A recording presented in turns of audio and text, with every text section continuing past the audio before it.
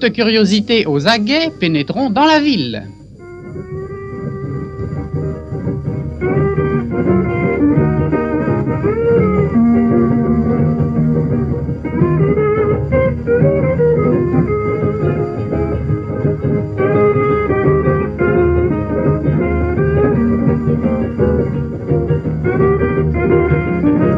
Les cyclistes sont très nombreux, surtout à 11h et à 17h lorsque cesse le travail.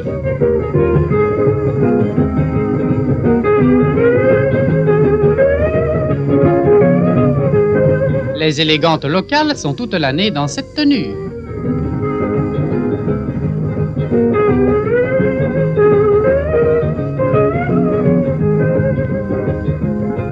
Presque tous les magasins de l'Océanie sont à ceci.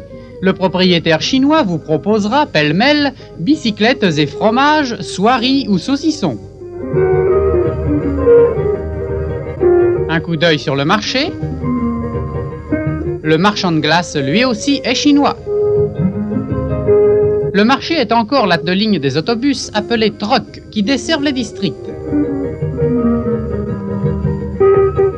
Presque tous les taxis sont de fabrication américaine. D'ailleurs, ne serait-ce que pour avoir ses aises, puisque voilà Proutini, le plus populaire des chauffeurs. La mendicité n'existe pas à Tahiti, et cependant nous y connaissons un clochard. Précisons qu'il n'est pas tahitien.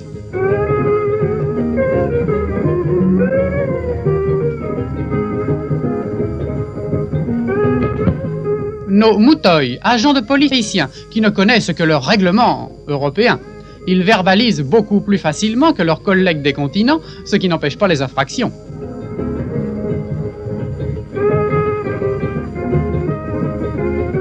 Ni les accidents.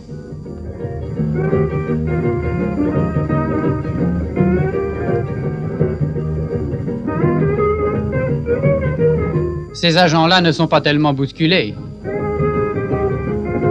À la mémoire d'un maître dont un fils vagabond erre dans la ville.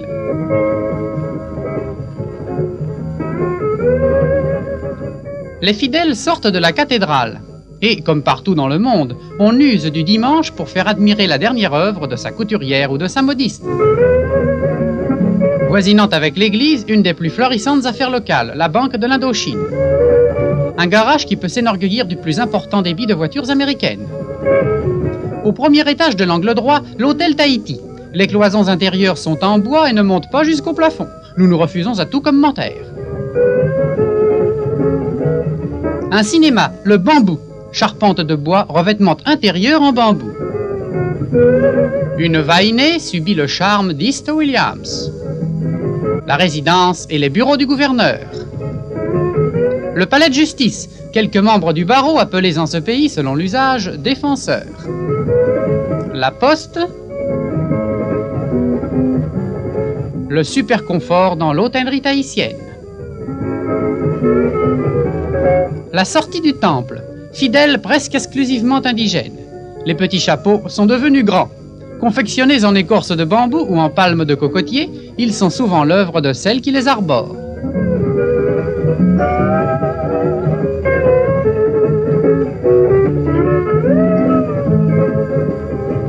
Ce cimetière est-il triste?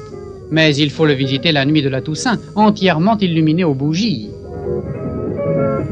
Ce cénotaphe est la reconstitution d'un marae, hôtel des anciens temps sur lequel s'accomplissaient les sacrifices humains.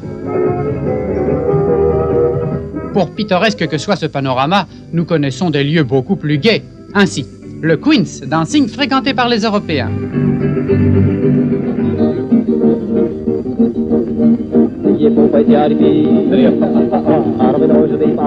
Danses européennes et locales s'y mêlent selon l'humeur de la clientèle et selon le degré d'imbibition. Allons au point de médisance, voici un matelot français qui pense à autre chose qu'à boire.